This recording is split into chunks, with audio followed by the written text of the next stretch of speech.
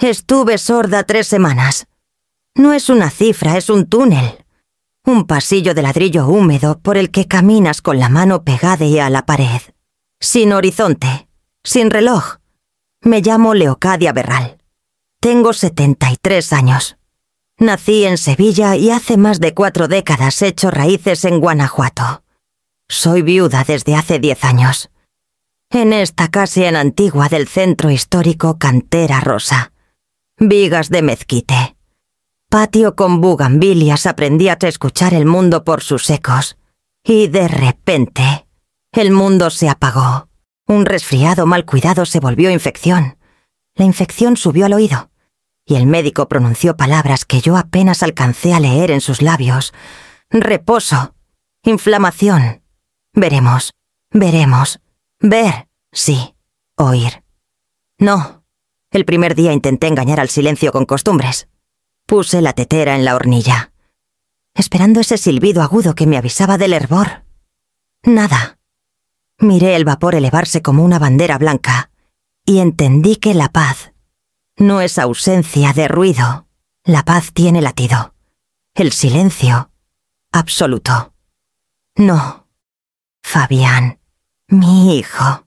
Movía la boca más de lo normal, exagerando sílabas como si yo fuera una niña que aprende a leer. Escribía en una libreta. Mamá, hoy voy al banco. ¿Necesitas algo? Yo asentía, agradecida.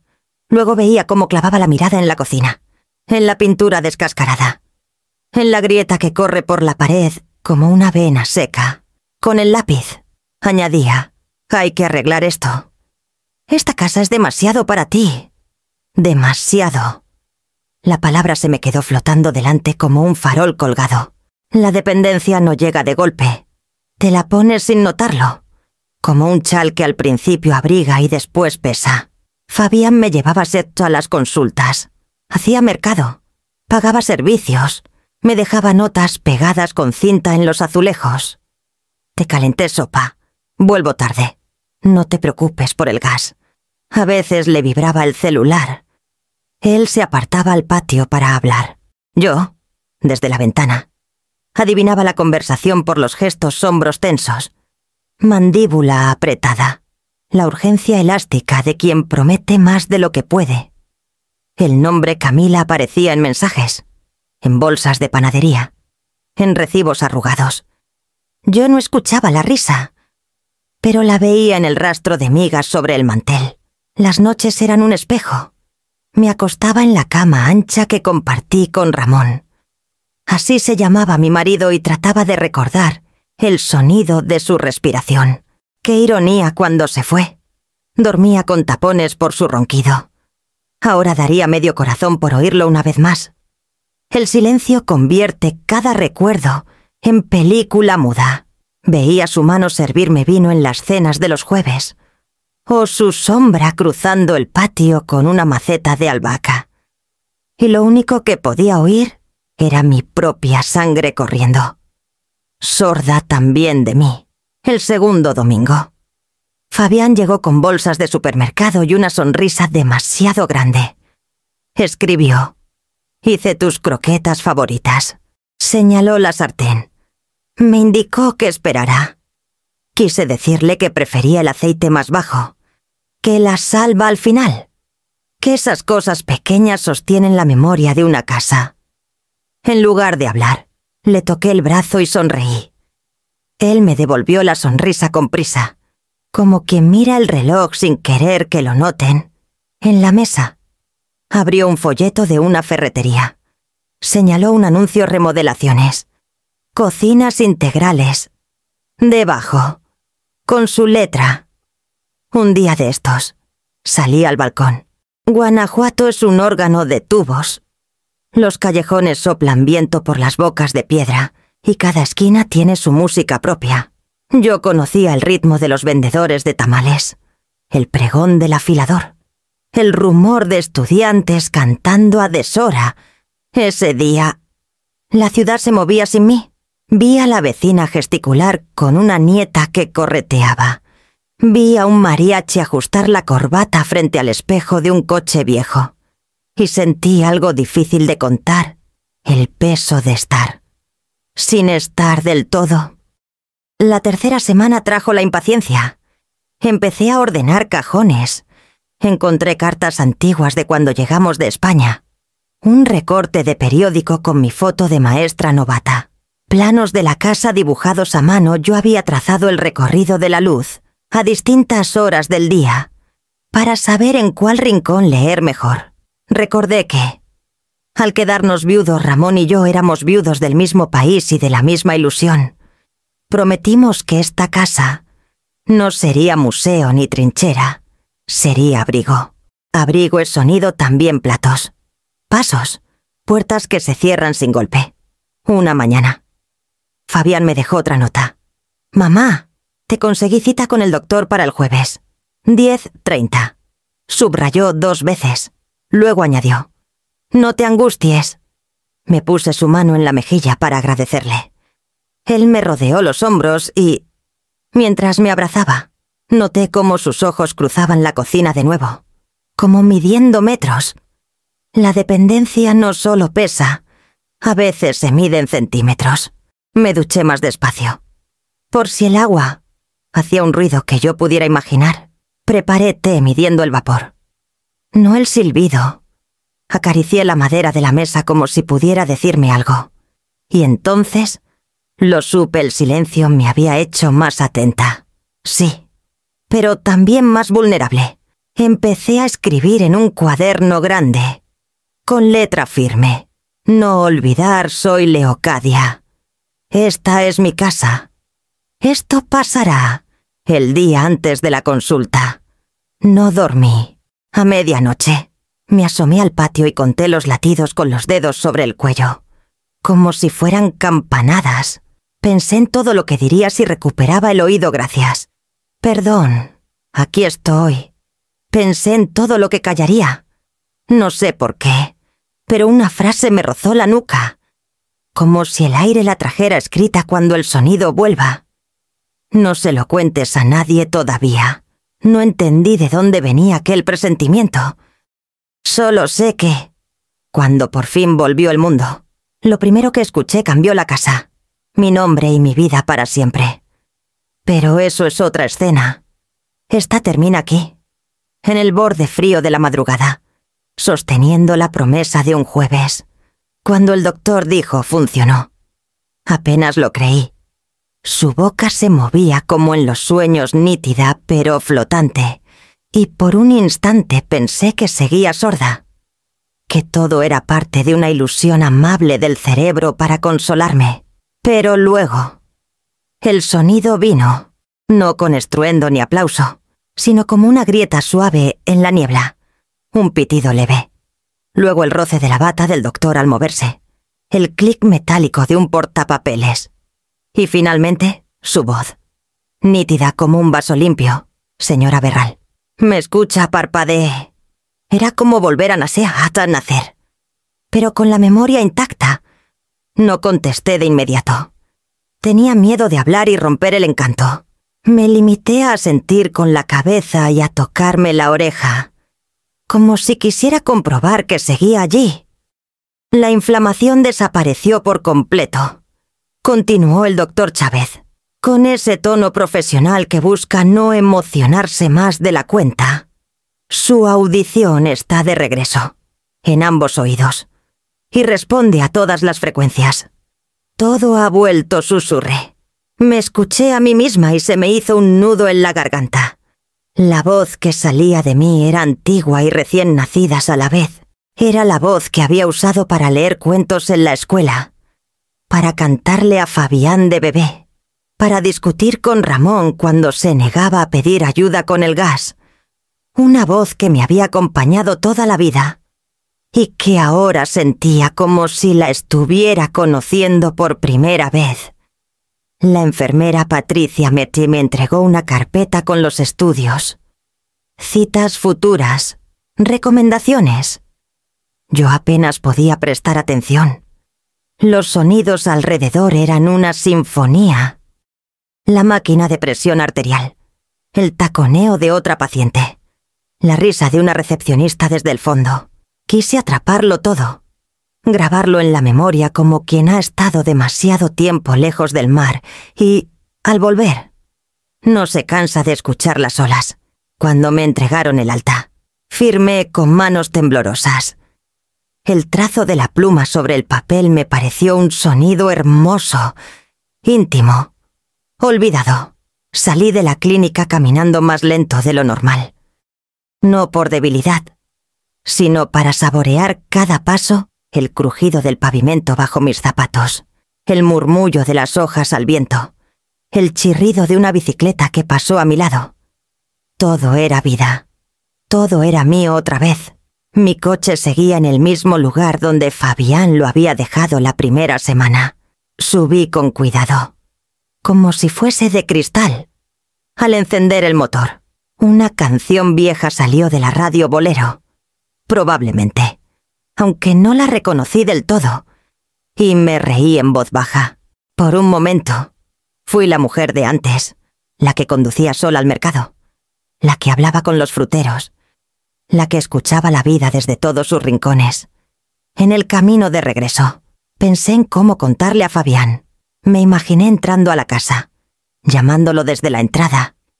«Fabián», diría, y él saldría corriendo con los ojos abiertos de asombro. Pensé en dejarle una nota escrita que dijera: «Te escuché roncar anoche», solo para ver su cara. Me gustaba la idea de sorprenderlo, pero también, y no sé por qué, una inquietud pequeña se me empujaba a esperar, a observar primero. ¿Y si la sordera me había mostrado cosas que antes no veía? Y sí, al no poder oír. Había aprendido así a escuchar de otra forma. Decidí guardar el secreto, solo por unos días, para mirar con nuevos oídos lo que pasaba en mi propia casa. Pasé por la panadería y compré las conchas que le gustaban a Fabián. También llevé queso fresco y flores para el jarrón del comedor.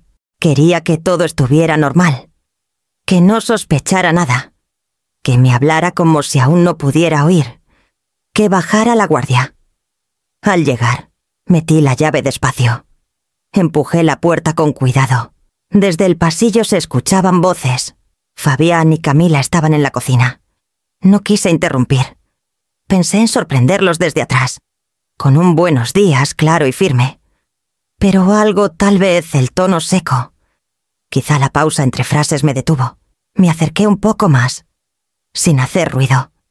Y entonces, escuché palabras que ningún oído desea recibir. Escuché mi nombre pronunciado con fastidio. Escuché la risa ahogada de Camila. Escuché planes, fechas, números. Escuché a mi hijo decir que esta casa no me pertenece ya.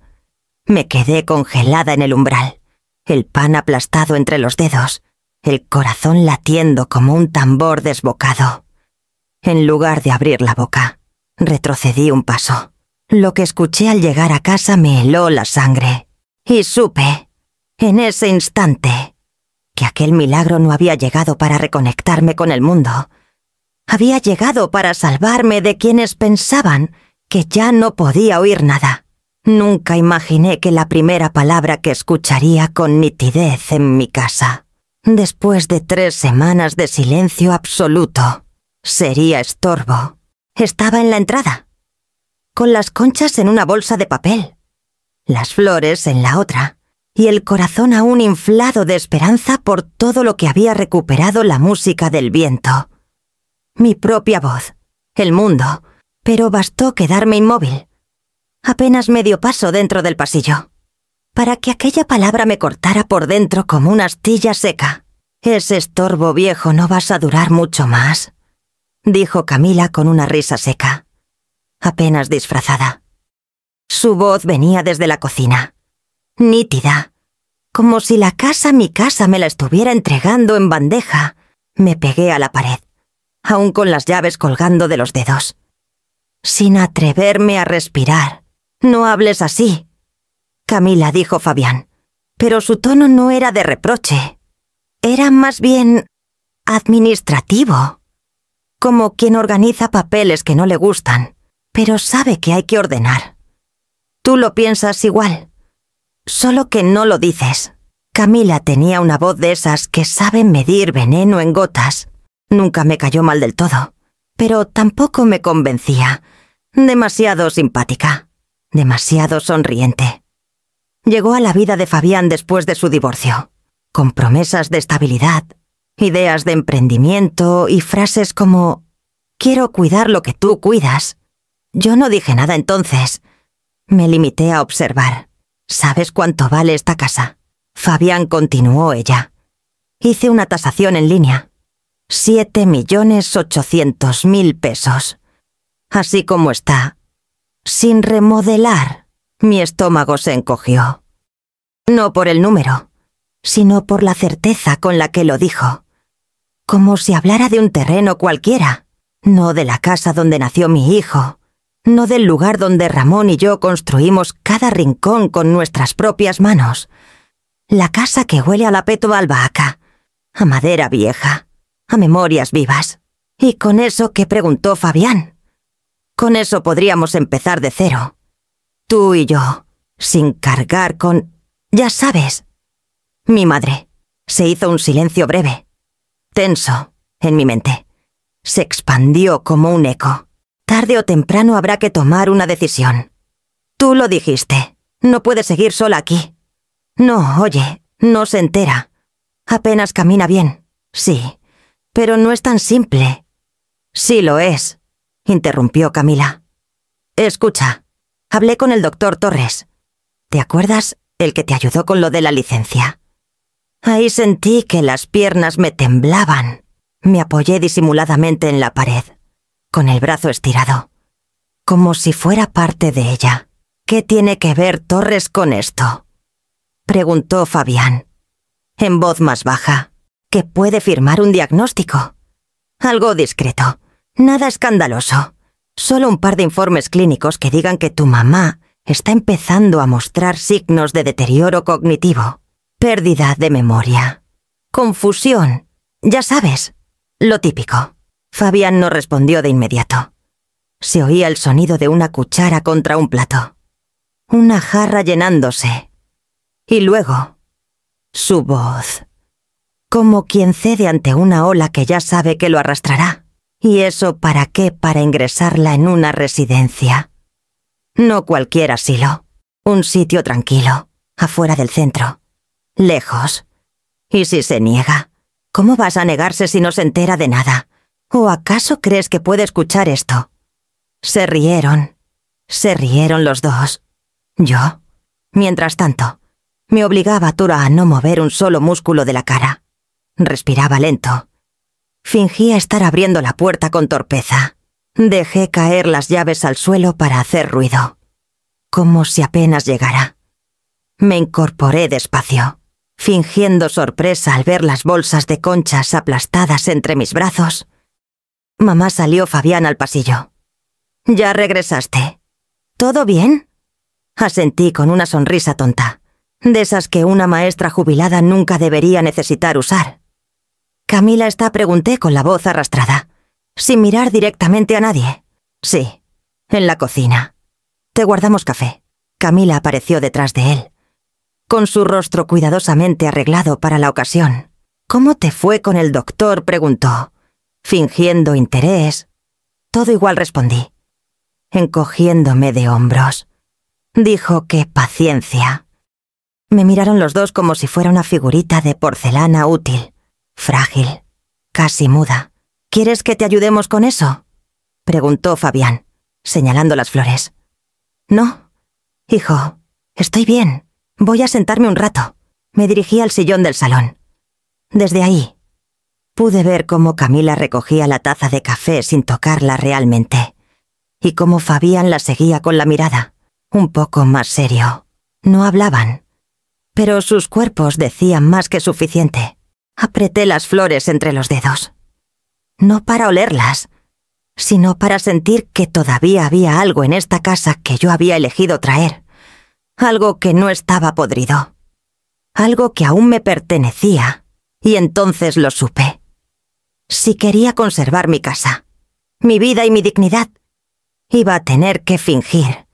Fingir que no escuchaba. Fingir que no sabía.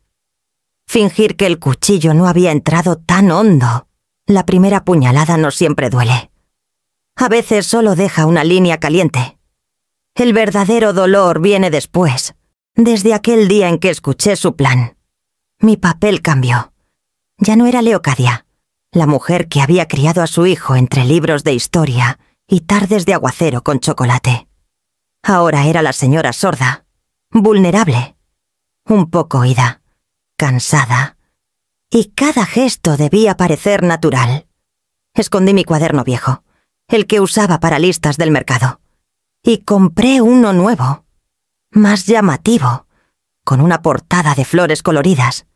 Empecé a escribir todo en él, mis respuestas, mis preguntas, mis dudas. Fingía que no podía entender nada sin leer los labios. Cuando Fabián hablaba, yo lo miraba fijamente, entornando los ojos como si tratara de descifrar un idioma lejano. Cuando Camila me pedía algo, asentía con una sonrisa larga, de esas que no llegan a los ojos. Respondía con gestos exagerados, lentos, casi infantiles. Me volví invisible y presente a la vez. Y desde esa ausencia, empecé a escuchar más que nunca. Descubrí que el sonido viaja por lugares insospechados. Las rejillas de ventilación de mi casa, esas que Ramón se empeñó en mantener limpias, porque todo respira. Incluso las paredes me regalaron conversaciones completas desde el comedor hasta el patio. Por las noches, cuando fingía dormitar en la mecedora, escuchaba el murmullo de sus voces en la cocina. Ellos pensaban que yo no entendía nada, que mi mundo estaba sellado en silencio, pero yo tomaba nota mental de cada palabra. «Tenemos que apurarnos», decía Camila, más directa cada día. «Mi primo ya habló con un notario. Dice que si el diagnóstico está firmado por el doctor, podemos tramitar todo en 2 semanas. ¿Y si ella sospecha?», preguntó Fabián, en un tono bajo que me dolía más que un grito. «¿Cómo va a sospechar si ni siquiera puede escuchar?». Se reían. Una noche, ella dejó caer la bomba más grande hasta entonces. Yo estaba justo debajo de la rejilla del pasillo, barriendo despacio, cuando Camila, con su voz aguda y esa cadencia nerviosa que tenía cuando se entusiasmaba demasiado, soltó: «Con la venta de esta casa, podemos abrir el restaurante en Cancún. Ya tengo el concepto. Se llamará Ceniza. Cocina fusión con un toque prehispánico. Moderno. Pero con alma. Imagínalo. Fabián frente al mar, sin tener que cargar con esta casa vieja, con esta ciudad apagada, con tu madre. Cancún. Mi casa, convertida en entrada de capital para una fantasía costera que jamás compartí. Una casa que olía a mango en verano y a tejocote en diciembre. Cambiada por humo de mezquite en una terraza para influencers. Me dolió, claro, pero lo más amargo no fue eso. Fue la respuesta de Fabián. «Suena bien». No hubo pausa, no hubo duda, solo esas 2 palabras. «Suena bien». Cerré la libreta con fuerza, fingiendo cansancio, y cuando entré en la cocina, ellos ya estaban sirviendo vino, hablando de otra cosa. Yo les mostré el cuaderno y señalé una nota. «Hoy toca sopa». Camila me miró con esa ternura condescendiente que usan los que creen que ganaron. Claro. «Leocadia, tu sopa favorita». Me senté con una sonrisa. La actriz perfecta. Porque lo que ellos no sabían era que mientras fingía no oír, estaba escribiendo mi guión. Las grietas más hondas no aparecen de pronto. Se forman con el tiempo, con gestos no devueltos, con silencios malentendidos, con palabras que uno no sabe que duelen hasta años después. Esa noche, tras escuchar a Camila hablar del restaurante en Cancún, me encerré en mi habitación y abrí la caja de madera que guardo bajo la cama. Dentro están mis papeles más viejos certificados. Dibujos de Fabián, cartas de Ramón y una foto que ya casi se borra de tanto mirarla. Ahí estamos los tres Fabián con sus dientes chuecos y su bata escolar. Yo con el pelo más negro y los ojos menos cansados. Y Ramón, con esa sonrisa que solo mostraba cuando no se sentía observado. Volver a esa imagen me arrastró al pasado. Fabián siempre fue un niño brillante. Aprendía rápido. Tenía buena memoria. Y soñaba con ser arquitecto desde los 7 años. Yo me prometí que haría todo para que llegara lejos. Lo metí a clases de inglés. Lo llevé a talleres los sábados. Le compré libros cuando apenas sabíamos si podríamos pagar la despensa. Ramón me miraba en silencio cuando yo llegaba con la cuenta del nuevo curso o el recibo de la escuela privada. No malcríes al niño con dinero. Leo me decía una y otra vez, mientras se quitaba los zapatos gastados junto a la puerta. El mérito no se compra, se enseña. Pero yo no lo escuché. Creía que amor de madre era dar sin medida. Que un día, cuando él fuera un hombre hecho y derecho, me lo devolvería con respeto, con cuidado, con gratitud. ¡Qué ingenua! El primer choque serio fue con Marisol, la madre de Camila. Marisol era una mujer directa, de esas que te miran como si siempre estuvieran evaluándote. Recuerdo la primera cena que tuvimos en casa. Ramón ya había fallecido. Hacía apenas 6 meses. Aún tenía su taza en la cocina y su olor en las camisas. Fabián la trajo sin aviso. «Es la mamá de Camila», me dijo, dejando 2 bolsas con vino y pan en la mesa. Pensé que sería bueno que se conocieran. Marisol nos saludó con beso. Se sentó y empezó a comentar que la casa era bonita, pero que necesitaba modernizarse. Yo le ofrecí café. Ella pidió vino. Y cuando le dije que no tenía, me miró como si hubiera dicho que no tenía puertas en el baño. Después de esa noche, todo cambió. Fabián empezó a venir menos. Cuando venía, miraba el reloj. Y cuando hablábamos, ya no me contaba sus ideas ni sus planes, sino lo que Marisol había dicho, lo que Camila opinaba, lo que convenía a largo plazo. Un día le pregunté si todavía pensaba diseñar casas. «Eso ya no deja», me dijo, sin levantar la vista del celular. «Camila dice que el futuro está en la inversión, en los bienes raíces. Ella es lista. Mamá sabe mover el dinero». Me tragué las lágrimas, no porque quisiera que siguiera su sueño infantil, sino porque vi en sus ojos algo que no reconocía frialdad. Intenté hablar con él. Una vez le recordé lo que Ramón decía. Otra vez con eso me respondió, entre fastidiado y burlón. Papá era un buen hombre, pero anticuado. Si hubiera sabido usar el dinero, esta casa valdría el triple. Esa fue la primera vez que me dolió escucharlo. Y aún así, seguí ayudándolo. Cuando se casó con Camila, pagué parte del banquete. Cuando nació su hija, fui yo quien compró la cuna de madera que ahora está arrumbada en el cuarto del fondo. Siempre pensando que era temporal, que Fabián volvería a ser ese niño de la foto. Pero nunca volvió.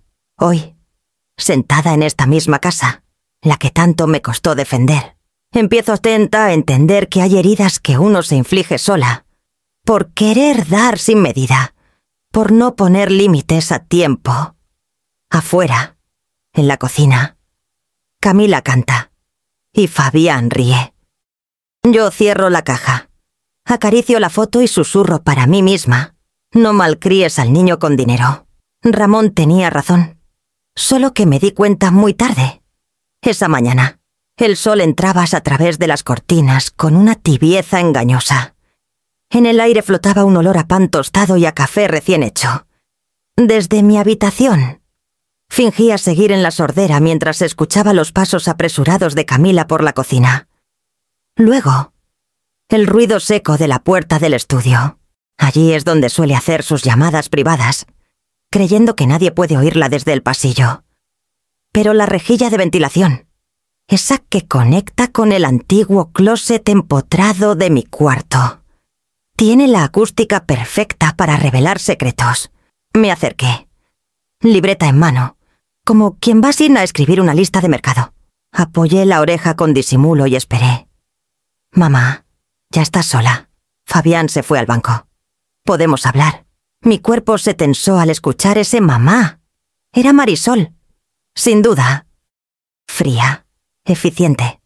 La mujer que jamás me llamó por mi nombre, solo por el título que más desprecia a la suegra. «Te escucho», dijo la voz de Marisol, como si ya supiera que Camila la llamaría algún día para esto. «La casa vale 7,8 millones de pesos», comenzó Camila. «Sin rodeos», ya me confirmó el agente. «Pero si esperamos más, Leocadia puede enfermar de verdad y luego será un lío con notarios y abogados. Mejor adelantarnos». Marisol soltó una risa breve. «Sin alegría. ¿Y tu marido? ¿Cree que se quedarán con todo? Él no piensa en eso. Cree que lo hace por el bien de la familia. Pero no entiende que, si no actuamos rápido, alguien más puede intervenir. O ella puede cambiar el testamento». Silencio. «Quiero que tú y yo tengamos un acuerdo», continuó Camila. «Cuando vendamos, te doy el 25%. Pero tú ayudas con los trámites y la presión legal. Y si ella intenta resistirse, bueno, ya sabes lo que el doctor Torres puede hacer con sus informes». El nombre me cayó como un balde de agua helada. «El doctor Torres», el mismo que me dijo, días antes de la operación, que era un procedimiento simple, que no había por qué preocuparse. El mismo que me entregó flores cuando me dieron el alta. «Él está metido también», susurré, apenas sin voz. «Quiero la casa», mamá dijo Camila con firmeza. «Y tú sabes que me la merezco más que ella. Esa señora vive anclada en el pasado. Ni siquiera entiende el valor de ese terreno». Marisol suspiró al otro lado de la línea. «Hecho, pero sin errores. Yo me encargo del notario. Y Camila, querida, no confíes en nadie más, ni siquiera en tu esposo. Descuida, yo manejo a Fabián». Se despidieron como si hubieran cerrado una transacción comercial. Yo retrocedí despacio, con el corazón martillándome en el pecho. El piso de madera crujió bajo mis pasos descalzos. Me senté en la cama sin sentir el colchón. Tenía la libreta sobre las piernas, pero no podía escribir. Solo repetía mentalmente esas frases como si fueran un rezo macabro. «Quiero la casa. 25% para ti. El doctor Torres puede falsificar informes». Ya no era solo Camila. Ahora eran dos. Dos mujeres que no solo compartían sangre, sino ambición. Dos frentes enemigos. Y mi hijo.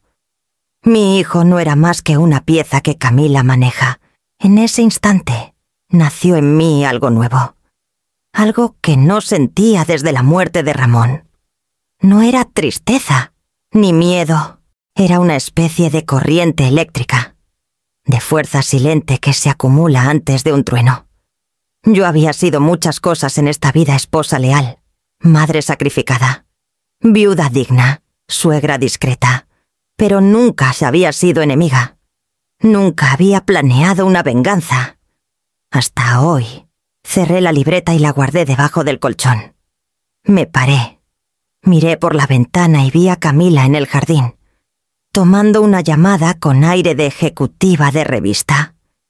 Lucía segura, joven, invencible, pero olvidaba algo esencial. Yo ya había aprendido a escuchar, sin ser oída. Y lo más importante, conocía esta casa mejor que nadie. Cada rincón, cada grieta, cada nombre que se pronunció aquí. Si ellas pensaban que yo era una anciana indefensa, entonces jugarían con las reglas que yo misma escogería. Y yo ya había elegido mi primera jugada. No saben con quién se metieron. Susurré, mientras el sol alcanzaba el ventanal. La guerra apenas comenzaba. Esa noche, el silencio de la casa me pareció más pesado que nunca. No era el mismo silencio que viví durante las 3 semanas de sordera. No. Este tenía un sabor más agrio. El silencio de las máscaras puestas, de las palabras medidas, de las sonrisas falsas alrededor de una cena servida con hipocresía. Fabián hablaba de la cuenta del gas. Camila preguntaba si quería más arroz.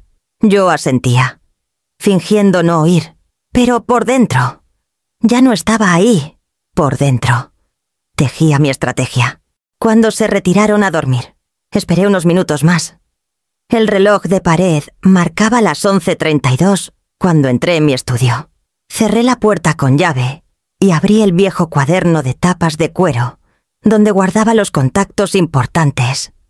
Entre ellos, un nombre que no escribí en tinta, sino que tenía cosido con hilo rojo en la memoria: Inés Montiel. Nos conocimos hace casi 30 años en una conferencia sobre derechos de la mujer en Guadalajara. Ella aún era una abogada joven, decidida y con carácter de acero. Yo, una madre de familia que empezaba a entender que el silencio no siempre es virtud. Inés había escalado en su carrera hasta convertirse en una de las asesoras legales más respetadas de la Ciudad de México. Y sobre todo, era una mujer leal. Tomé el celular y marqué su número. Cruzaba los dedos esperando que no hubiese cambiado. Bueno, Inés, soy yo. Leocadia. Hubo una pausa breve. Después, su voz se iluminó. Leo, ¿estás bien? Eso depende de lo que me digas. Tú, respondí con tono seco. Sin rodeos, le conté todo. Mi supuesta sordera, la operación, la traición, las grabaciones mentales de cada palabra que Camila y Marisol creían dichas en secreto. Inés no me interrumpió. Solo al final, con voz firme, dijo: ¿y qué quieres hacer? Quiero cambiar el testamento y quiero hacerlo ya, pero sin levantar sospechas.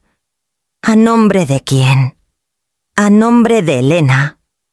Tu nieta sí, es la única que no ha pedido nada, que no me ve como un trámite, que viene a verme aunque Camila le diga que no pierda tiempo.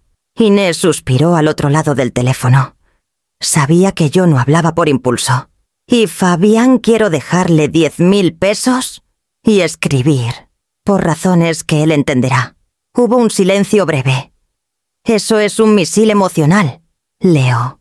Lo sé, pero no quiero venganza. Quiero claridad y memoria.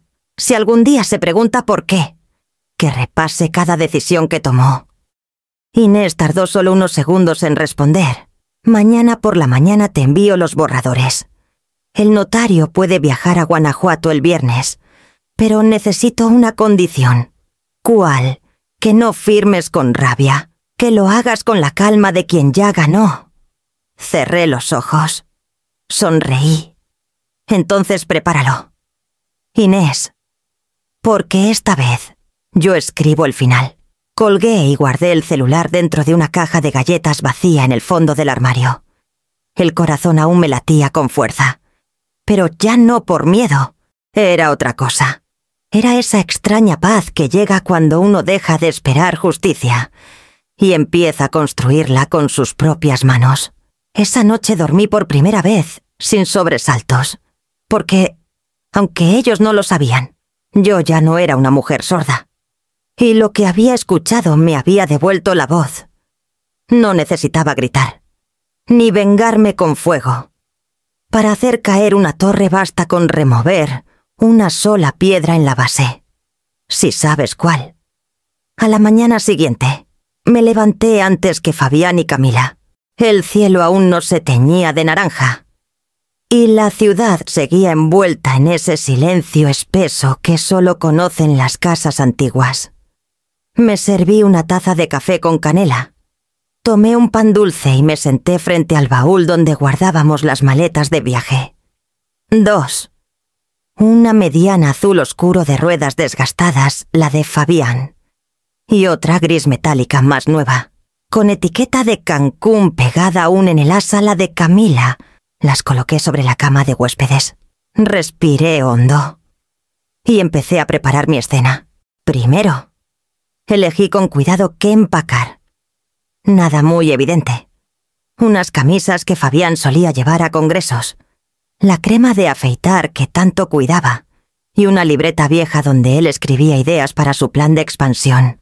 En la de Camila, ropa de playa, su frasco de perfume caro y el recetario que alguna vez me pidió prestado solo para probar una receta familiar. Todo en orden.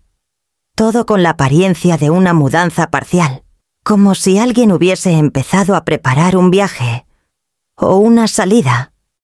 Entonces vino la parte delicada. Abrí el cajón secreto de mi escritorio.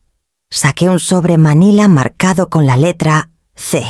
Dentro estaban las copias que había preparado la noche anterior con ayuda de Inés, impresiones de los mensajes de texto entre Camila y Marisol, y el fragmento transcrito de la conversación que escuché desde el respiradero, donde decían con toda claridad si conseguimos que firme la autorización del notario.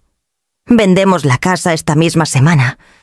Luego, cada quien su parte, tú te quedas con los 3 y yo con los 4.8. No se va a enterar. Está más sorda que una piedra. Junto al sobre, incluí también una USB, pequeña, roja, sin etiqueta, dentro. Guardé el audio completo de esa conversación, grabado en mi celular desde la mesa del comedor, amplificado y editado con ayuda de una aplicación gratuita que Elena me había enseñado a usar. Pequeños trucos que los jóvenes subestiman. Metí todo eso con cuidado en el doble fondo de la maleta de Camila, envuelto entre ropa interior y toallas, en un compartimento que solo ella acostumbraba revisar. Cerré la cremallera con la misma suavidad con que se cierran las puertas de un teatro justo antes de la función. Después dejé ambas maletas junto a la entrada del pasillo, como si hubieran sido movidas por error durante la limpieza. Cuando Fabián bajó por la escalera, frotándose los ojos, y me vio junto a las maletas, arqueó una ceja. ¿Vamos a algún lado?, preguntó. Sonreí dulcemente. No. Hijo, estaba ordenando el cuarto de huéspedes. Ya sabes que me gusta tener todo preparado por si viene visita. Asintió, aunque noté cómo su mirada volvía una y otra vez hacia su maleta. Durante el desayuno, fingí mi mejor versión de la madre anciana e indefensa. Le mostré a Camila el pan que había horneado el día anterior. Le pregunté con mi libretita si prefería té de manzanilla o café. Me respondió con desgano, apenas mirándome. Pero entonces, justo cuando Fabián salió al patio a responder una llamada, ella notó que su maleta estaba más pesada de lo habitual. Se inclinó, la abrió un poco y supe que vio algo. La forma en que se puso tensa, el modo en que cerró de inmediato y me miró de reojo, como midiendo si la había visto. Pero yo seguí mirando por la ventana, como si el vuelo de una paloma me absorbiera.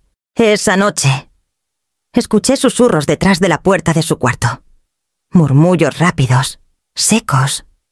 Frases como: ¿por qué tienes esto tú? Estás grabándome. No fui yo quien guardó eso ahí. Me estás acusando. Tú hablaste con Marisol.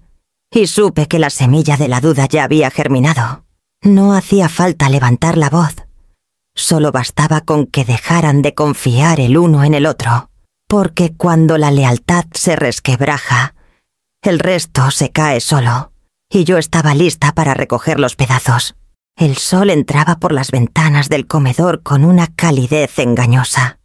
En la mesa, el mantel de lino que yo misma bordé años atrás estaba perfectamente colocado, como si esperara una celebración. Y en efecto, Fabián y Camila celebraban. Pero no por amor, no por familia. Celebraban mi salida. Mira nada más, dijo Camila, sirviendo una copa de vino rosado. ¿Quién lo diría tan fácil? Nos miró con esa cara de corderito. Asentó con la cabeza y... ya. Mañana mismo viene la enfermera del hogar. ¡Qué maravilla! Fabián rió, relajado, con los pies descalzos sobre el banco. Vestía la guayabera blanca que solía usar cuando se sentía exitoso. Le brillaban los ojos como si hubiese ganado un premio. Y en cierto modo, lo creía. Nos quitamos un peso de encima. Añadió: la casa queda libre. Ya no hay que andar fingiendo sonrisas, ni inventando conversaciones para sordos, ni esconder los contratos, remató ella, alzando la copa. Salud por eso. Yo estaba sentada en el rincón de siempre, junto al ventanal, en apariencia, distraída, con mi libreta en el regazo y el bolígrafo sin tinta que usaba como excusa para no responder, jugando mi papel de mujer vencida. Pero por dentro me ardía el estómago como si tuviera carbón encendido en el pecho, porque ya no era solo desprecio, ya no era solo traición, era humillación descarada. ¿Y el dinero?, preguntó Camila. ¿Cuándo se hace la transferencia? Ya firmé los papeles con el notario falso que nos contactó, Marisol. Pero quiero esperar un poco. Que no sospeche nada. Una semana más y le damos la noticia formal. ¿Notario falso?, preguntó ella. Divertida, el tipo que nos consiguió Marisol. El mismo que ayudó a falsificar los documentos de su tío. Con eso, la firma de la vieja ya no importa. Lo presentamos como si hubiera firmado hace meses. Cuando todavía oía bien, nadie lo va a cuestionar. Ya tengo todo listo. Incluso fingí una llamada al banco frente a ella, como si fuera para pagarle el asilo. «Ay, qué cruel eres», dijo Camila. Entre carcajadas: «Me encantas». Esa frase, esa risa, ese brindis entre dos personas que una vez sostuve en mi mesa, que una vez llamé familia, fue lo que quebró la última hebra de mi silencio. Cerré la libreta. Me levanté con calma. Caminé hacia ellos sin decir nada. Camila fue la primera en notarlo. «¿Se le perdió algo?», señora preguntó, alzando una ceja. Yo no respondí de inmediato, solo me acerqué. Tomé la copa vacía del aparador. La llené con el mismo vino rosado que ellos bebían. Y la levanté con suavidad. «A su salud», Camila dije con voz clara. Firme. Más sólida de lo que había sonado en semanas. «Y a la tuya también, Fabián». Ambos quedaron congelados. Camila soltó la copa y ésta se estrelló en el piso. «¿Qué? ¿Desde cuándo?», balbuceó Fabián. «¿Desde cuándo escucho?», completé, mirando a los dos con una sonrisa que ya no era dulce, sino letal. Desde hace mucho más de lo que imaginan. El silencio se hizo tan denso que ni el vino goteando sobre el piso pudo romperlo. Escuché lo del valor de la casa, seguí. Los 7.8 millones. Escuché lo de Cancún. Escuché cómo me llamaste estorbo viejo. Escuché los planes con Marisol.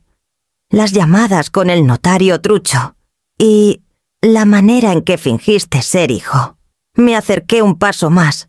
¿Y sabes qué fue lo que más me dolió?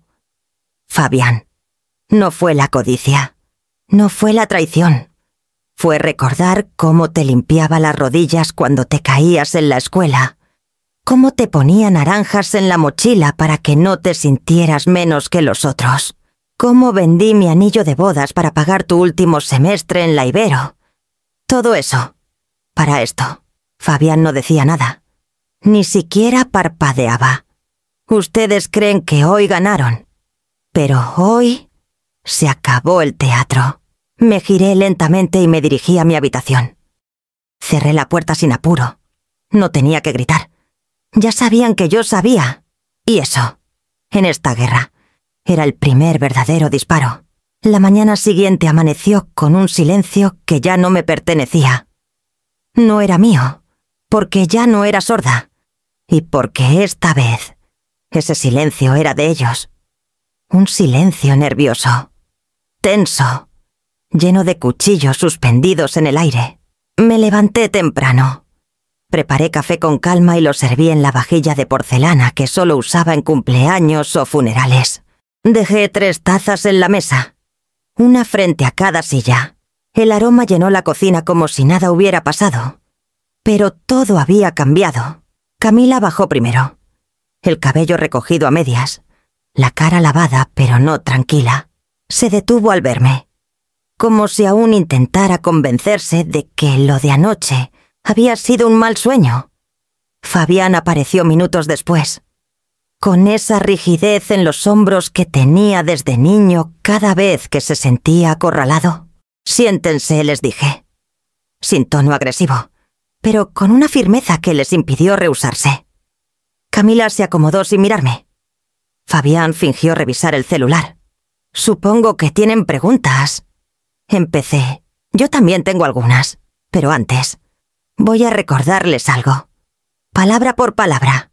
El silencio se tensó un poco más. Respiré hondo. Y con la memoria afilada por el dolor, empecé a recitar. Nos quitamos un peso de encima. Ya no hay que fingir sonrisas ni inventar conversaciones para sordos. El notario que nos consiguió Marisol. Falsificar los documentos del tío. Fingí una llamada al banco frente a ella. Ya tengo todo listo. Cada frase cayó como un azote sobre la mesa. Las pronuncié con la misma cadencia con que las escuché, como si fueran parte de un guión que ellos mismos habían escrito. Ni uno de los dos me interrumpió. Camila se puso roja. Fabián bajó la vista. Y entonces solté la última. «Me encantas». Los miré. Así terminaba. «¿Verdad?» Camila, ella se irguió como si le hubieran echado agua helada en la espalda. Eso no fue así», balbuceó. «Fue él quien organizó todo. Yo ni siquiera sabía lo del notario, hasta hace poco». Fabián levantó la cabeza de golpe. «¿Qué estás diciendo? Fuiste tú quien contactó a Marisol. Tú la llamaste. Tú propusiste el plan. Tú dijiste que había que sacar a mamá de aquí lo más rápido posible. Eso fue porque tú me dijiste que ya habías hablado con ella. Mentira. Mentira. Tú fuiste el que metió las copias de los papeles falsos en mi bolsa. ¿Qué? Yo no hice eso». Los observé sin moverme. La confrontación que había planeado con tanto cuidado empezaba a deshacerse sola. Por dentro, era como haber encendido un fuego y ver cómo, poco a poco, cada chispa encontraba su propio combustible. «Marisol me escribió anoche», dijo Camila, en voz más baja pero aún venenosa. «Me preguntó si el pago se haría pronto». «¿Qué pago?» «Fabián, tú dijiste que se le daría una comisión por el contacto. Yo no tengo ni idea de cuánto iba a pedir». «Ah, no. Entonces, ¿por qué le dijiste que la casa ya estaba en camino?» Me giré hacia el ventanal. Ellos ya no hablaban conmigo. Hablaban entre ellos, con veneno en la lengua. Los escuchaba como si yo fuera una jueza invisible, anotando en mi interior cada frase que decían, cada acusación, cada intento de limpiar sus culpas embarrando al otro. «¿Sabes qué creo?», dijo Camila, cruzando los brazos. «Que esto fue una trampa tuya, que alguien te está ayudando, que esto no lo pensaste tú sola». «Ah, sí. ¿Y a quién va a culpar ahora? ¿A la señora de la panadería o a mi madre muerta?» «Basta», exclamé, alzando la voz por primera vez. «No necesito que me digan quién fue peor. Ya los escuché a los dos. Ya sé lo suficiente». Los dos callaron. Camila apretaba la mandíbula. Fabián la miraba con un odio seco, nuevo, como si algo irreparable se hubiera roto. Y yo supe que había empezado el quiebre. «Esta casa ya no es hogar para nadie que mienta», dije. «El testamento se ha modificado. El banco está al tanto. Y ustedes pronto entenderán qué significa quedarse sin nada». Fabián abrió la boca, pero no encontró palabras. Camila se levantó de golpe y salió de la cocina como si el aire le quemara la piel. «No puedes hacerme esto», susurró Fabián, solo, con la voz rota de niño viejo. «Soy tu hijo». Lo miré con una tristeza más antigua que el dolor. «Fuiste mi hijo. Lo fuiste mientras supiste querer. Ahora solo eres un nombre más en un papel que ya no firmaré». Y me fui, dejando atrás 2 tazas intactas, un café ya frío y una guerra que ya no necesitaba disparos. Solo verdad. Camila no durmió esa noche. Daba vueltas en la cama como si las sábanas le rasparan la piel, murmurando frases inconexas que no alcanzaban a cubrir su inquietud. La casa. Aunque en silencio, parecía respirar por sus propias paredes. A las 6 en punto de la mañana, con el cielo apenas clareando, Camila bajó al comedor en bata, el cabello desordenado, los ojos cargados de sospecha. Traía su maleta de mano a rastras. No dijo buenos días, no pidió café. Se sentó en el suelo. Abrió la cremallera de la maleta y empezó a sacar cosas con brusquedad. Fabián la encontró ahí 15 minutos después, aún con cara de sueño. Se frotó los ojos mientras se acercaba. «¿Qué estás haciendo?», preguntó, con tono apagado. Camila no respondió. Tenía en las manos una carpeta de cartón color hueso, de esas baratas de papelería, con un cierre elástico flojo. Dentro sobresalían papeles doblados, impresiones borrosas, hasta un par de fotos grapadas. Abrió uno de los documentos, lo leyó, se le heló la cara. «¿Qué es eso?», insistió Fabián. Camila se incorporó lentamente, como si cada hueso en su espalda despertara con una verdad. «¿Fuiste tú?», dijo en voz baja, sin siquiera mirarlo a los ojos. «¿Yo qué? ¿Metiste esto en mi maleta?». Fabián frunció el ceño y extendió la mano para tomar la carpeta. Pero Camila la retiró antes. «Son copias de los mensajes que le mandaste a Marisol. Las grabaciones del día que hablaste con el doctor Torres y hasta la simulación del contrato de compraventa con firma falsa. ¿Qué pretendías? ¿Culparme si todo salía mal? Estás loca. Yo no puse nada de eso ahí. Por supuesto que lo hiciste. ¿O vas a decir que fue tu madre desde el más allá? Yo ni siquiera toqué tu maleta. Entonces fue Marisol. ¿Acaso ella tenía acceso a la casa?»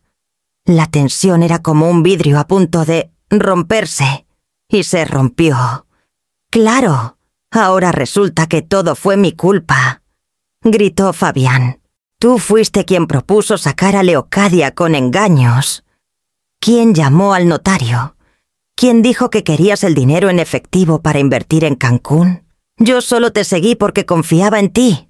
Mentira, tú me utilizaste desde el primer día.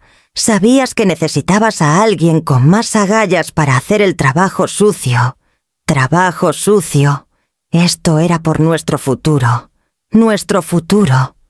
O el tuyo, Fabián. Porque desde que apareció esa maldita herencia, solo piensas en cómo quedarte con todo». Desde el umbral de la puerta, Leocadia observaba. No dijo una palabra. No hizo ruido. Apenas respiraba. La escena se desarrollaba como una obra teatral, escrita por el destino, y ella ya no necesitaba actuar. Había dejado de fingir hacía 2 días. Ahora solo escuchaba. Camila lanzó la carpeta sobre la mesa. Los papeles se desparramaron como un mazo de cartas marcadas. «Esto es lo que eres», escupió. «Un cobarde, un traidor y un hijo desagradecido». Fabián la miró con los ojos inundados de ira contenida. Dio un paso hacia ella, pero se contuvo. Sabía que cualquier palabra maldicha podía sellar su desgracia. «¿Y tú?», respondió, con un veneno distinto. ¿Qué clase de mujer se mete en casa de una viuda para robarle la herencia? ¿Qué clase de esposa traiciona a su marido con su ex cuñada? Camila lo abofeteó. Un golpe seco, que no sonó tan fuerte como el silencio que le siguió. Y en ese vacío cargado de respiraciones agitadas, Leocadia dio un paso adelante. Nadie la notó. Nadie la detuvo. Caminó despacio, recogiendo los papeles uno por uno, doblándolos con calma, como si limpiara la mesa después de una comida ajena. «Gracias», dijo, sin emoción, mirando el último documento. «Esto es más de lo que esperaba». Ambos la miraron, atónitos. «Tú...» No necesito que lo confirmen. El uno al otro ya se destruyeron. Solo vine a recoger la evidencia. Leocadia se giró y salió del comedor. Y detrás de ella quedó una pareja que ya no lo era. Una alianza quebrada, un complot en ruinas. Y aún quedaba mucho por derrumbar. La casa había sido testigo de risas, nacimientos, discusiones y silencios prolongados. Pero nunca antes había escuchado una sentencia tan firme como la que acababa de pronunciar Leocadia. Tienen 1 hora para salir de mi casa. Ni 1 minuto más, Fabián. Aún con el rostro enrojecido por la discusión. Se quedó paralizado. Camila, que aún tenía una mano sobre su mejilla después del golpe que había dado minutos antes, soltó una risa incrédula. ¿Nos estás echando?, preguntó, con tono burlón. ¿A nosotros? Leocadia no respondió. Se limitó a caminar hasta la repisa del salón, donde una pequeña caja de madera barnizada esperaba como si hubiera sido colocada ahí para este momento. La abrió con calma y sacó una llave. Era la misma que usaba cuando cerraba la reja del portón trasero en las noches de tormenta. La sostuvo entre los dedos, como un juez que dictaba su veredicto sin levantar la voz. Esta casa es mía, siempre lo fue, y ahora más que nunca. Les di la oportunidad de convivir aquí por respeto, por cariño, y sí, también por debilidad. Pero se acabó. No comparto techo con traidores. Camila dio un paso al frente, los ojos brillantes de furia. Esto es ridículo. Ni siquiera tienes pruebas legales. No puedes echarnos así como así. Leocadia sonrió apenas, con esa media sonrisa que había heredado de su madre sevillana, la misma que usaba cuando sabía que tenía la razón y el otro lo ignoraba. Ya no soy esa mujer que se quedaba callada para no incomodar. Ya no más. Y al decirlo, su mente la transportó como ocurre a veces con los recuerdos que vienen sin pedir permiso a una tarde cálida en Sevilla, cuando aún tenía 20 años. Su padre había querido decidir por ella con quién debía casarse. Había gritado, golpeado la mesa. Y Leocadia, temblando por dentro, había tomado su maleta, cruzado la puerta de la casa familiar y no volvió jamás. En aquel momento no tenía dinero, ni aliados, ni certezas, pero aprendió lo que significaba poner un límite. Aunque doliera, aunque sangrara por dentro, regresó al presente con una claridad que cortaba el aire. Les doy 1 hora. Usen ese tiempo como quieran para empacar, para llorar, para inventar excusas entre ustedes. Me da igual, pero a las 9 en punto. Quiero esta casa en silencio. Camila fue la primera en moverse. Golpeó la silla más cercana con el bolso y subió las escaleras sin mirar atrás. Fabián no se movió, solo la miró. ¿Tanto me odias? Mamá Leocadia lo miró largo rato. Su voz, cuando habló, no tenía rabia, tenía duelo. No te odio, pero ya no te reconozco. Y me niego a seguir mendigando amor en mi propia casa. Él agachó la cabeza y subió con pasos pesados. En la planta alta, los cajones se cerraban con violencia. Las cremalleras chirriaban. Los pasos eran rápidos y torpes. Camila maldecía en voz baja mientras metía sus cosas sin orden. Su mano tembló cuando encontró, en un bolsillo lateral, un viejo sobre con su nombre. Era una nota de bienvenida que Leocadia le había dejado la primera vez que se mudaron. Ojalá este hogar te abrace tanto como yo intento hacerlo. No lo rompió. Solo lo miró un instante y lo guardó al fondo. Fabián, por su parte, no empacaba con furia. Lo hacía con torpeza, como quien recoge los pedazos de algo que ni siquiera sabe si se rompió o simplemente nunca estuvo entero. Metió camisas, papeles sueltos y un marco con una foto de él con su madre. Cuando era niño, la dejó sobre la cama. No se la llevó. A las 8:57 bajaron con sus maletas. No dijeron nada.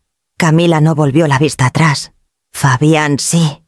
La encontró en la cocina, preparando café, como si nada hubiera pasado, como si no estuviera cayendo el telón de una obra escrita con años de sacrificios, mentiras y traiciones.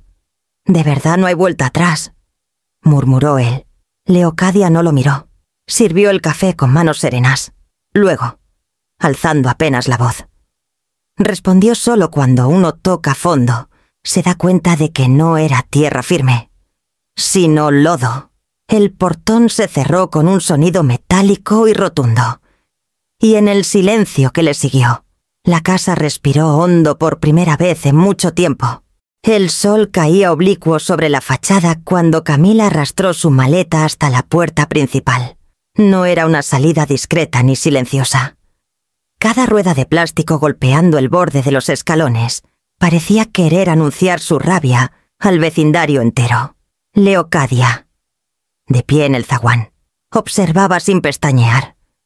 Sostenía una taza de café ya frío, pero no por olvido, simplemente no tenía intenciones de moverse hasta que la última sombra saliera de su casa.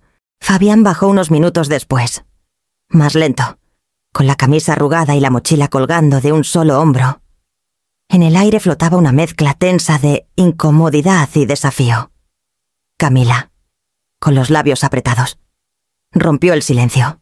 «Esto no se va a quedar así. No lo dudo», respondió Leocadia con tono neutro. «Nos corresponde una parte de esta casa», continuó ella. «Ya hablaremos con un abogado. Tú no puedes echar a tu propio hijo así, como si fuera un inquilino molesto». Leocadia sorbió un poco de su café frío, con calma deliberada. Antes de contestar, «Todo lo que ha sucedido en esta casa», dijo, marcando cada palabra, «ha sido debidamente registrado. Mensajes, conversaciones, audios, incluso esta conversación. Mi abogada ya tiene todo, así que adelante.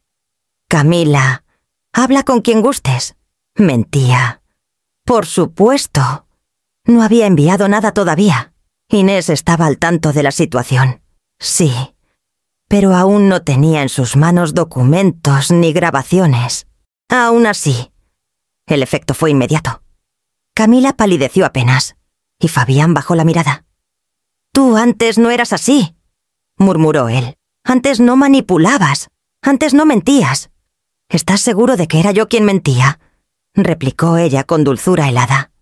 «A veces, lo que uno llama cambio en otra persona es solo el reflejo de lo que ha estado ignorando durante años». Camila dejó escapar una carcajada seca. «Dios, qué teatrera. Te falta aplaudirte sola». «No necesito aplausos», replicó Leocadia. «Me basta con recuperar la tranquilidad». Hubo un instante breve, una pausa tensa como el aire antes de una tormenta. Nadie se movió. Nadie respiró con libertad. Y luego, como si una cuerda invisible se rompiera, Camila giró sobre sus talones y salió sin despedirse. Fabián dudó. Dio medio paso hacia la puerta. Luego se giró hacia su madre. «¿Tampoco me vas a despedir?» Leocadia tragó saliva. Lo miró como cuando era pequeño, con esa mezcla de ternura y decepción que tanto dolía. Y sin embargo, su voz se mantuvo firme. «Adiós, Fabián. Cuando aprendas a respetarte, sabrás cómo respetar a los demás. Y quizás ese día puedas volver a tocar esta puerta». Él la miró un segundo más, como esperando una grieta en la resolución de su madre. No la encontró. Bajó los escalones. Alcanzó a Camila en la acera. Leocadia los vio alejarse.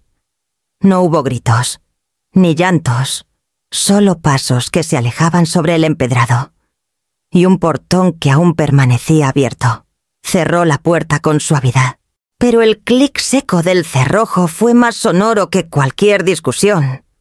Se quedó sola en el recibidor, respirando con lentitud. El silencio tenía un eco nuevo, no vacío, sino liberador, como si la casa, por primera vez en mucho tiempo, le devolviera el aliento que ella había estado conteniendo. Dejó la taza sobre la consola y acarició el borde de la pared con la yema de los dedos.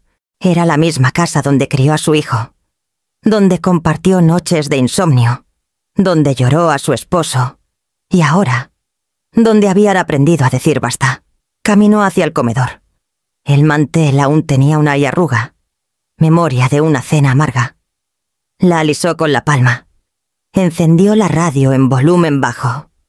Una voz cálida hablaba de plantas de interior y recetas con ajo. Y por primera vez en años, Leocadia sonrió sin tener que fingir. La puerta estaba cerrada. No como una amenaza, sino como un acto de amor propio. Y del otro lado ya no quedaba nada que pudiera entrar sin su permiso. La casa, por primera vez en semanas, respiraba, no con ese jadeo ansioso que la había envuelto en los últimos días, lleno de susurros a escondidas, pasos acelerados y puertas mal cerradas. No, ahora el aire entraba limpio por las ventanas abiertas, se deslizaba entre los muebles sin resistencia, y se posaba sobre los estantes como una caricia tibia. Leocadia caminaba despacio, descalza, como si redescubriera su hogar centímetro a centímetro. El suelo de barro cocido parecía más firme bajo sus pies. El corredor, antes escenario de silencios tensos, se sentía ahora amplio, acogedor. Las habitaciones vacías no le hablaban de soledad, sino de recuperación. Pasó la mano por el respaldo de la silla del comedor, ese lugar donde tantas veces se había sentado a fingir que no oía. Luego por el marco de la puerta del estudio, donde Fabián se encerraba a hablar por teléfono creyéndose a salvo de su presencia. Y finalmente, se detuvo frente al ventanal que daba al jardín trasero. Las bugambilias, olvidadas durante semanas, aún resistían. Las flores moradas caían como pequeños suspiros sobre la tierra seca. Leocadia cerró los ojos unos segundos. Dejó que la luz le calentara el rostro. Por fin, podía respirar sin miedo a ser interrumpida. Fue en ese instante cuando entendió algo que durante años se había negado a aceptar ayudar. No es lo mismo que aguantar. Dar amor no significa sacrificar la dignidad. Confundir entrega con sumisión había sido su mayor error. Durante años, justificó a Fabián. Está estresado.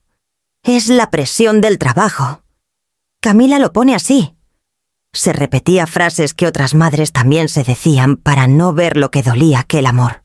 Si se da sin límites, no educa, sino que arruina. Y su esposo... Ay, Fernando lo había dicho tantas veces, con esa voz serena que usaba cuando algo le preocupaba de verdad.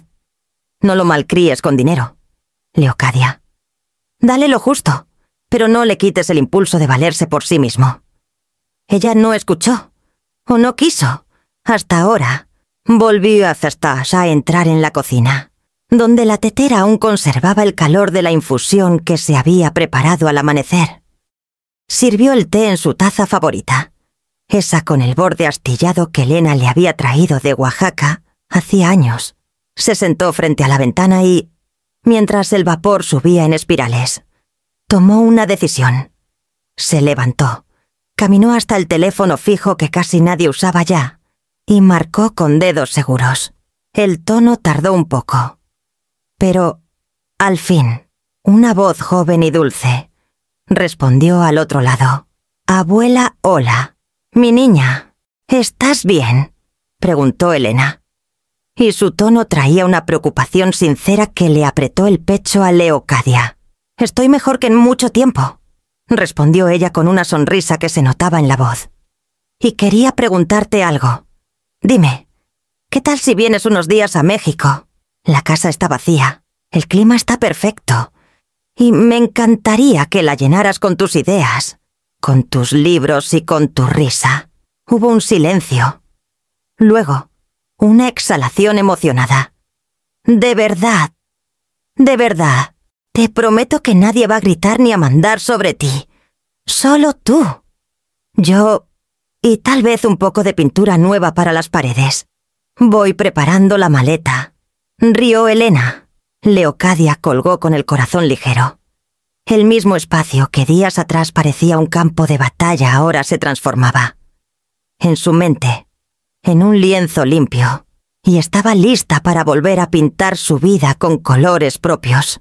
La calma no era ausencia de ruido. Era esto la certeza de que lo que quedaba era suyo.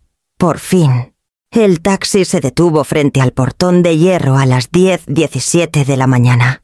Leocadia ya estaba en el zaguán desde hacía media hora, con su sombrero de ala ancha y las manos inquietas en el regazo, cuando vio a Elena bajar cabello más corto, mochila sencilla, los ojos idénticos a los de su padre. El corazón se le apretó con una ternura olvidada. «¡Abuela!», gritó Elena antes de que el chofer abriera la cajuela. Corrió los pocos metros y la abrazó como si el tiempo no existiera. Leocadia no dijo nada al principio. Solo cerró los ojos y respiró hondo, rodeando su cuerpo con los brazos, sintiendo que, por fin, algo encajaba en su sitio. Entraron entre risas y anécdotas atropelladas. Elena traía chocolates de barajas, fotos de sus últimas exposiciones y una libreta nueva. «Voy a escribir algo muy importante», prometió. Durante el almuerzo, sopa de fideos y tortillas doradas no mencionaron a Fabián. Como si supieran que ese era un tiempo para reconstruir. «¿Y la casa?», preguntó Elena, después de dejar su mochila en la habitación de huéspedes. «Silenciosa, limpia, en paz», respondió Leocadia con una sonrisa serena. Caminaron por los pasillos. Elena tomó nota mental de las goteras. La manija suelta, una grieta en el estudio. Su mirada no era de visita, sino de quien se siente parte. «Abuela», dijo mientras pasaban junto al patio trasero, «quiero ayudarte a dejar todo esto legalmente claro. Que nadie vuelva a meterse ni a manipular». Leocadia se detuvo. Por un segundo se sintió madre primeriza, insegura pero decidida. Asintió. «Hablé con una abogada en la Ciudad de México. Se llama Inés. Dice que basta con registrar el Nuevo Testamento y poner un candado jurídico al inmueble para evitar fraudes. Inés, la conozco. Fue compañera de tu madre.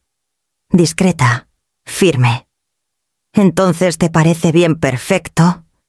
No quiero dejar cabos sueltos», dijo con calma. «Esta casa tiene que quedar a salvo de quien la ve como un número». Esa frase quedó en el aire. Elena no dijo nada, pero entendió. Las paredes aún guardaban los ecos de conversaciones amargas. Y aunque Fabián y Camila se habían ido, la cicatriz seguía. Esa noche, en la terraza, con té de manzanilla y una manta compartida, Elena habló por primera vez del padre. «Nunca entendí por qué se volvió tan frío contigo. Antes era distinto. Me hablaba de lo que hiciste por él». Leocadia apretó la taza. Miró el cielo claro de Querétaro y dijo sin dramatismo. Confundió amor con deuda. Pensó que lo que se le dio era obligación.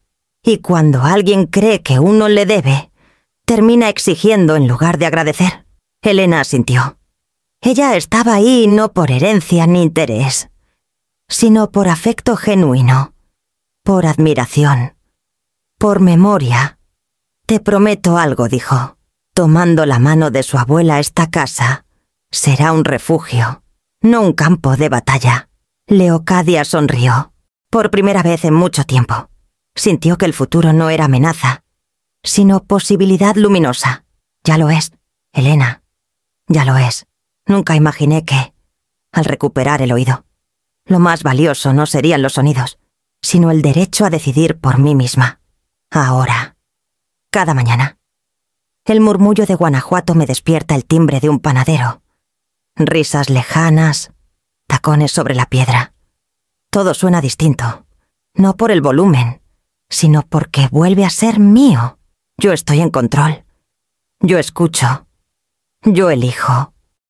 Después de que Elena regresó a Madrid, me quedé sola. Pero era una soledad distinta, serena, luminosa. Habíamos hecho todos los trámites, la casa está protegida. Los papeles están firmados. Y Fabián... Bueno, Fabián ya no tiene poder aquí. Pasé años creyendo que amar era aguantar, que ayudar era ceder, que ser madre era anularse. Ahora entiendo que hay una línea sutil entre cuidar y permitir abusos. Y esa línea la crucé muchas veces. Por miedo, por culpa, por costumbre. Hoy, en cambio, preparé té. Abrí las ventanas y me senté en el balcón con un cuaderno nuevo. Uno que me dejó Elena. Con la primera página en blanco. Escribí solo una frase: «Esta vida me pertenece». Y mientras lo hacía, el viento trajo el eco de una banda callejera, el saxofón desafinado, los aplausos, la voz ronca de un cantante improvisado. Cerré los ojos. Respiré hondo. Y por primera vez en mucho tiempo, me sentí completa, libre, viva, presente. La historia de Leocadia no termina aquí. Pero esta parte, la de resistir en silencio, sí. Ahora empieza otra. Una donde el silencio no será una condena, sino una elección. Una donde escucho solo lo que yo decido escuchar.